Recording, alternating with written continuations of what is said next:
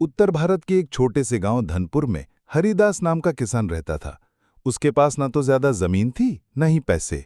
बस एक छोटा सा खेत, दो बूढ़े बैल और बहुत सारा ईमान। हर सुबह वो सूरज से पहले उठता, बैलों से बातें करता और खेत में काम करता। उसका पसीना मिट्टी को सोना बना देता था। एक साल आसमान रूठ गया, बारिश नहीं हुई, खेत सूख गए, भूख फैल गई। लोग मायूस होकर गांव छोड़ने लगे। हरिदास भी टूटा, पर झुका नहीं। उसने अपने खेत में खुद ही एक कुआं खोदा। हाथों में छाले पड़ गए, पर उम्मीद नहीं छोड़ी। जब उसकी थोड़ी बहुत फसल तैयार हुई तो भूखे गांव वाले उसके पास आए। कोई और होता तो बचा लेता, पर हरिदास ने सब में बांट दी।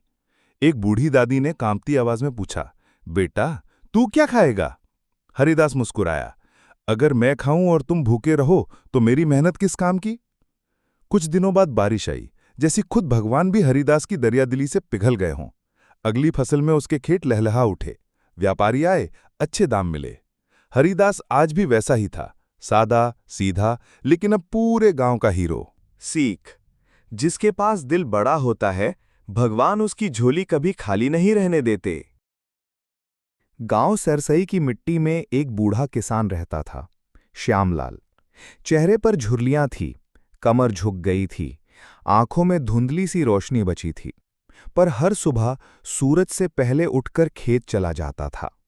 मिट्टी में हाथ फेरता, जैसे अपनी मां के आंचल को छू रहा हो। उसके बेटे राजू ने शहर में नौकरी पा ली थी। कभी कभार पैसे भेज देता था, पर सालों से लौटा नहीं। फोन पर कहता, पापा बहुत काम है, अगली बार जरूर आऊंगा। और अगली बार कभी नहीं आती थी।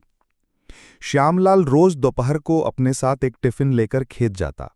उसमें होती थीं 2 सूखी रोटियां, थोड़ी सी आलू की सब्जी और एक अधपका अचार। पर वो खुद नहीं खाता था। वो टिफिन खामोशी से पेड़ के नीचे रख देता। हर दिन, हर मौसम में, हर साल। गांव वाले देखते और पूछते, बाबा, रोज खाना वहीं क्यों रखते हो? वो मुस्कुरा देते, जैसे अपनी ही उम्मीद को दिलासा दे रहे हों। शायद आज मेरा राजू खेत पर आ जाए, उसे भूख लगी होगी। सालों बीत गए। एक दिन गांव की पगडंडी पर एक चमचमाती गाड़ी आकर रुकी। उसमें से उतरा एक आदमी, सफेद कमीज, काला चश्मा, हाथ में मोबाइल। राजू था। वो सीधे खेत की ओर भागा, जैसे किसी ने दिल में कुछ चुभा दिया हो।